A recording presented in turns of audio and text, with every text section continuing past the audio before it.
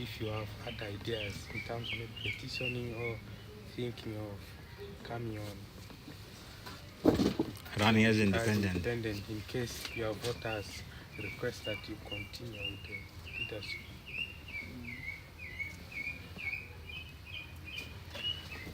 Yeah, you can start. Yeah, thank you so much. Today is 23rd, which is about 6 days after the primary elections of NRM for 2026 to 31 elections. My name is Afidra Ronald. I am the incumbent member of parliament representing Lower Madi County in Madi Okollo district. I am glad to say that I offered myself in the NRM primary elections to get the flag of the mighty party NRM, of which we were 4 candidates, myself plus the other 3. You remember well that Osita, during my nominations, you covered me and I outlined what the intentions are for standing in these party primaries. I would say right after the nominations, we started joint campaigns on 4th of July instead of beginning on 2nd of July this year. However, on the first day, I did not appear in the joint rally because I went to get my crown or my certificate of a degree in law with Uganda Christian University, which was my aspiration. Now I am glad that at least now I graduated with a bachelor's degree in law from UCU. Then thereafter on 5th, I joined in the joint campaigns for the party in Lower Madi constituency. I would like to summarize that first, the joint rallies which we held as the 4 candidates aspiring for the flag bearer of Member of Parliament Lower Madi and the NRM, by and large, they did not go well in my opinion. I remember asking and requesting my district registrar and the district security team that instead of having joint campaigns, we needed to have done individual campaigns. The joint campaigns were characterized by these following issues. One, there was violence from different opponents, where a candidate cannot be given even sufficient time to speak. Just imagine you go for a joint rally and you're given 3 minutes to speak, and with the highest interruption from your opponent supporters, even you can barely make a statement which people can hear. 2, oftentimes the opponents would come late. If a rally is beginning at say 11, most of the rallies would start at 4 p.m. and we end up just spending under 5 minutes for why you're standing to be communicated to the people. In my own thought, the joint rallies were useless, did not make any sense, but rather it was a coming of supporters to pelt at each other, to insult each other, to abuse each other, and of which the security of Madi Okollo intervened oftentimes by tear gassing, by dispersing the crowd, and in a nutshell, there were no good joint campaigns in Madi Okollo, which is Lower Madi. To the eve of election, that was on 14th, when we actually completed our joint rallies, I would gladly remember that it was in Rigbo sub-county, and the women MPs and the area MPs, the candidates, were all mingled together, and yet I had foreseen and warned the Electoral Commission that there's no need for all of us to be bungled together in the same place. Rather, let the women continue independently, but that didn't work. So we had the last rallies, which never actually worked. It was just a walkthrough. How can a rally begin at 6 p.m.? We reported in the first venue, me and Dr. Bakole, at around 1 p.m. But the last two candidates arrived at 6.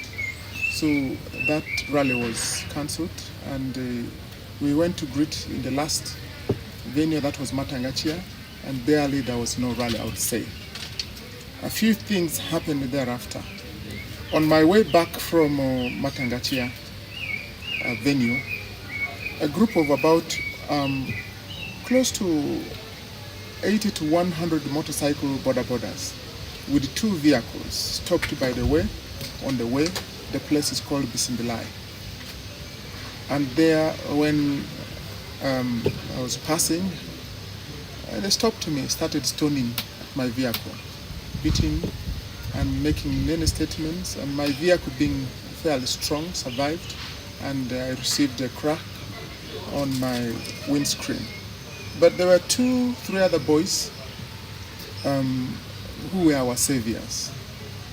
I've never seen an attack being waylaid on the way. But there were 2 prominent guys that I remember. One is called Wad Victor and Aligezi, who were in the cars, purported to be paying the boarders, but commanding those guys to attack us. And we survived, and we're glad that a few of them could not hit us. So the before processes of the D-Day were characterized by violence, not following time, intimidation, and stuff. So that was it. Now, when the voting day came, that was on 17th. I would summarize that one, the NRM primary elections in Lower Madi in Madi Okollo district were, in my own opinion, not free and fair. But before I make any statement on that, I want to appreciate my supporters and my voters, the voters of NRM who supported me in all the 169 villages. Thank you so much for standing amidst the intimidation. Thank you for standing amidst the bribery. Thank you for standing amidst the violence, that you would boldly walk to express your right to vote by lining under NRM. I want to say thank you, and thank you all. The election results did not come out the way we expected. According to the declarations done by the returning officer, who actually did not even stamp the final result by himself, somebody stamped. I saw in the media that I garnered close to 11,200 votes, and the person who came number 1 got close to 14,000 votes. Me being a candidate, me seeing how primary elections have been done, I started participating in elections, I would say in 1996, as a presiding officer in the first political party elections of 1996, and then 2001, when we moved away from single party to multi-party, and subsequent elections. But this election of NRM in Madi Okollo has never been there before in Madi Okollo. We've never seen this. We've never seen this happen, and my prayer is that it should not repeat itself in my district, neither should it repeat itself in Madi Okollo or in any part of Uganda. These are not primary elections for a party that deserves cohesion, but these were, in my opinion, an act of denying people the right to vote by lining, an act denying people the right to vote without being bribed, an act denying people the right to vote through intimidation. So, when the results came out, me as a candidate, together with my people, we became aggrieved as a normal outcome on the following basis, and which I can turn them to be the ground of my petition of the primary elections of NRM in Lower Madi. These are the following grounds, in my opinion, which yesterday gladly I submitted my petition, and the petition is supposed to be served to my first respondent, that is Honorable Gamali Ismail. These are my following grounds why the elections were not free and fair. One, bribery. There was utmost giving of money to almost every person. I don't know where people got all these monies to give. You bribe the registrars, you bribe the voters.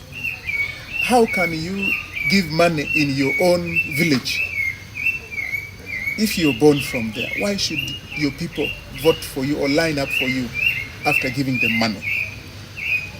These are things which have never existed before. So one is bribery across all. The second is violence during the election day.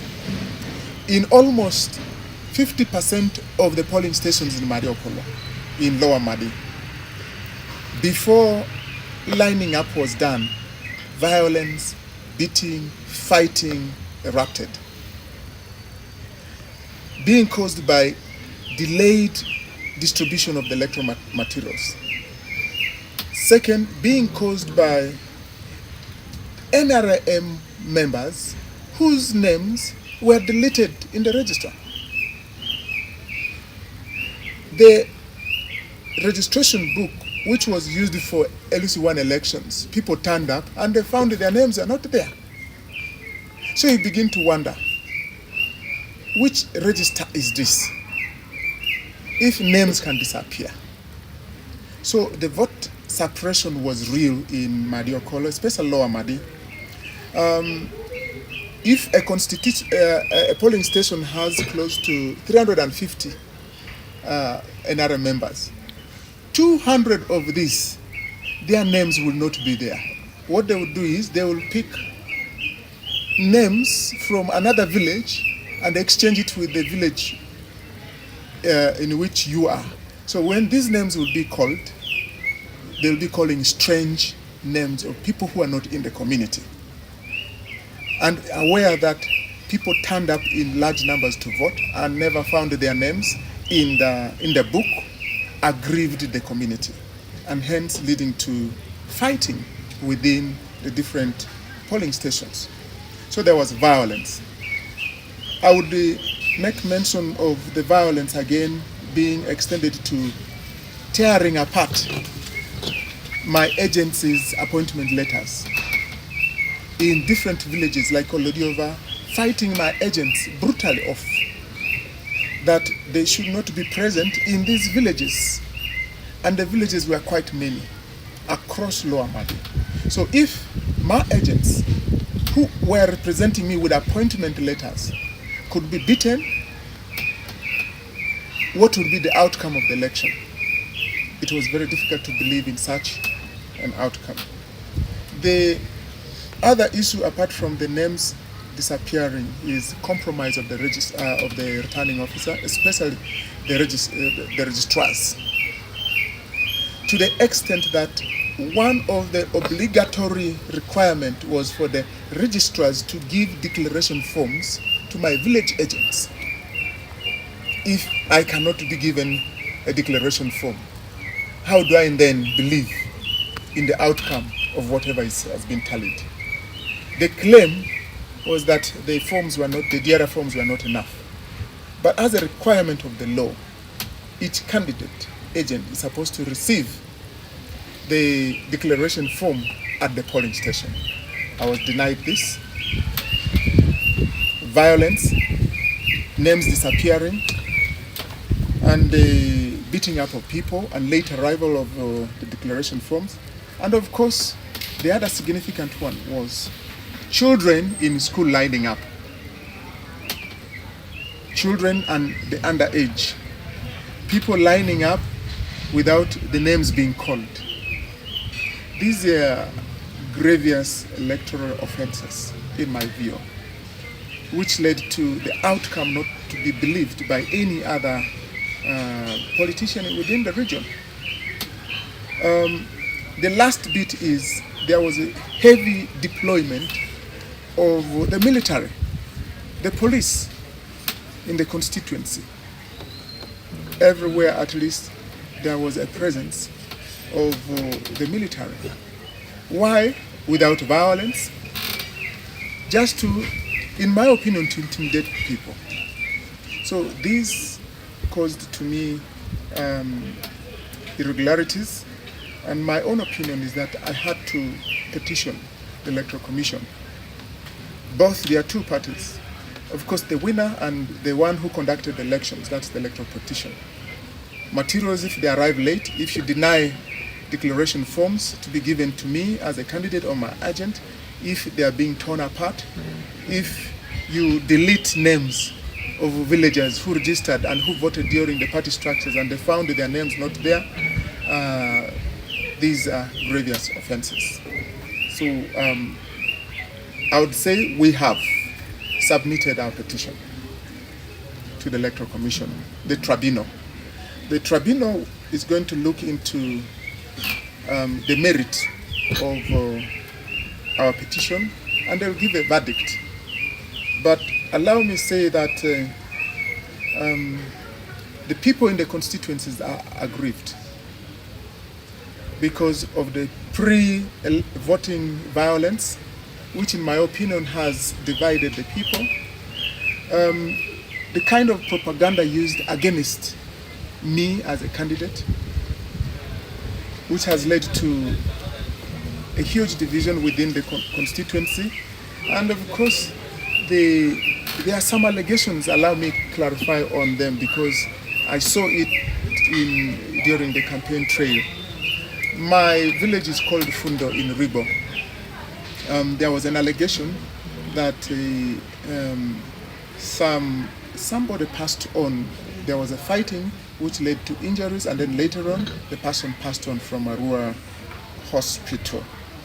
Allow me to say our police is investigating that incident in Fundo, but the preliminary information I got from the eyewitnesses in Fundo was that during a drink, local brew drinking, two gentlemen picked a conversation. One supports me and the other one supports Honorable Gama. And a third person who supports Honorable Gama came to separate, kind of telling these two to stop this argument, which was not part of their joyful drinking. And the one who came to separate is actually a supporter of Honorable Gama and ended up being beaten by one of Honorable Gama's supporters, and that was the cause of the death. Assumed, though I'm not privy to the post-mortem report, but the fight erupted within the two supporters of Honorable Gama. Now they are claiming that he was being beaten by my people, which is a wrong statement. The good thing is that the culprit is behind bars, and he has confessed that he doesn't support me. The one who fought somebody, and I would say it is quite archaic in an electoral process for people to fight. We must desist. Get me clear, we must desist from violent election processes. We should stop inciting our people to fight against each other. This is not called for in the 21st century.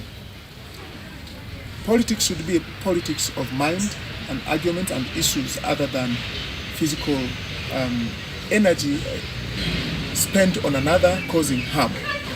So I want to really condone with the family, the bereaved, my brother who lost his life and family, that may God strengthen you in this process.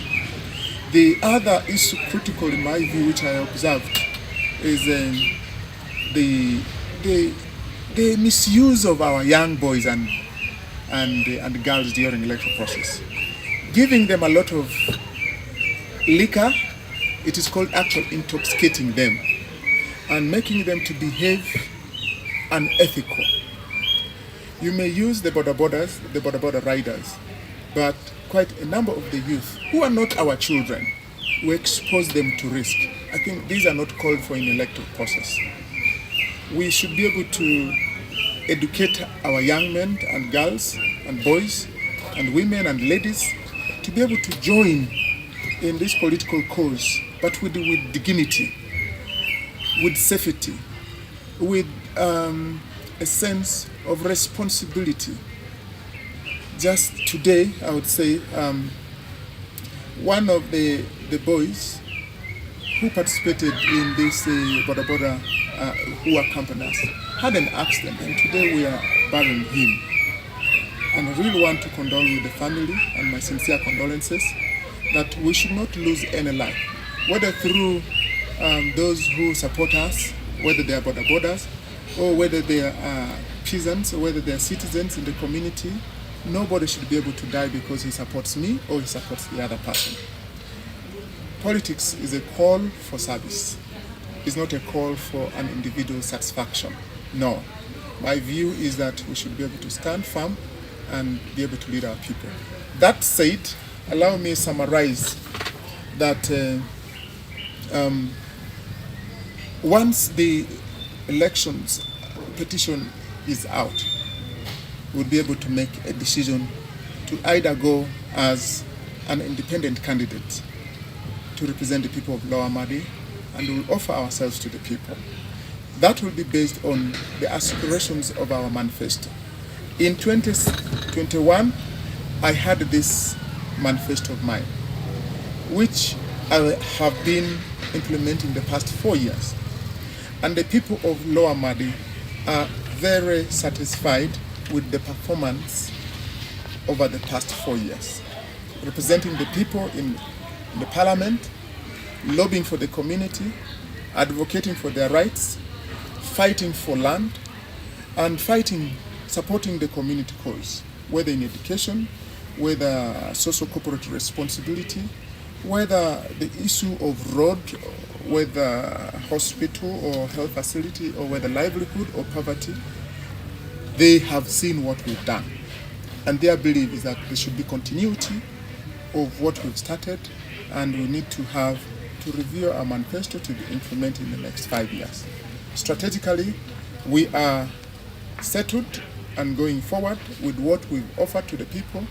Come the main electoral commission, the main election, will be able to offer ourselves once the petition results are out. I thank you. Let us stay calm, my people of Lower Madi and people of Madi Okollo.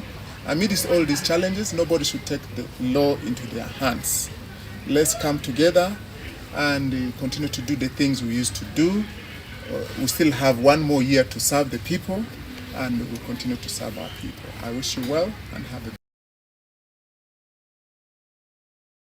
Honor, maybe before you conclude, you see, the NRM Party Tribunal has had history of not handling petitions well, which one may observe in one way or the other.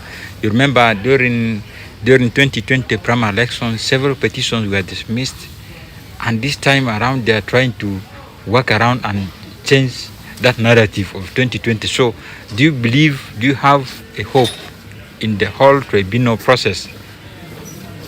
Maybe just to incorporate with his, I understand when you are picking nomination forms from the party headquarters, there was also amidst the files you carried was that consent form you signed abiding by the policies of the party, especially on issues of standing as independent. So do you think also being the the former chairperson for the party, do you think maybe the party policies and the constitution, internal policies might prevent you from standing as independent?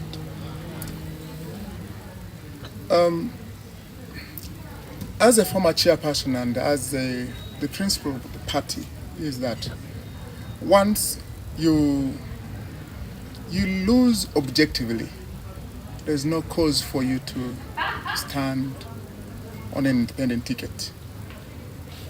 And I think to bind the party together for party cohesion, this should be practiced across all party, whether it being NRM or any other party.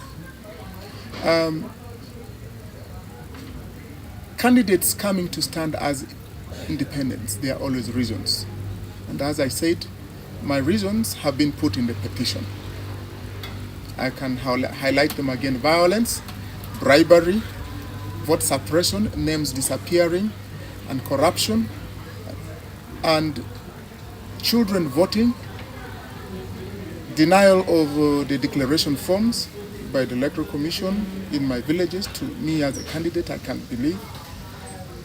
And if the tribunal finds it fit to investigate this to the root cause, then they'll come up with the outcome. Now, I am very confident and happy to His Excellency for appointing the Tusime, Council Tusime, to head the tribunal. And I am very happy because Council Tusime is a known lawyer, and he has had a well-versed of experience in handling such, together with other lawyers who've been assembled by the party to be able to manage the petitions. By yesterday, my petition was 115th petition of the members of parliament, and it has been extended again because there are many people who are coming up with a petition. So I believe in the tribunal. However, you cannot take the same issue to the Electoral Commission who you have accused. Just imagine, I'll be a party, and my opponent, who is the first, who is the winner, will be the second respondent, together with the Electoral Commission. And we've all gone to the Electoral Commission, who've set up the tribunal. So we believe and hope for fairness, for speedy trials, and given that the petitions will be massive, I do not know to what extent they will do their part by coming up to the different constituencies or the polling stations and the villages, and that definitely will depend on how we bring our evidences. So I still believe in the tribunal because it has been set, and they have not listened to one petition yet. So let's give them hope and trust to deliver to the interest of the petitioners. And NRM is there and the party is there. The past has had issues, but we want to have continuous improvement so that the party can be together. The party is bigger than us. Madi is bigger than us. Uganda is bigger than us. In the electoral process, this is just 5-year term. You come and serve for 5 years, and if the people say no, and it is a genuine no, they will trust the next person, and then we'll see the outcome. So I believe in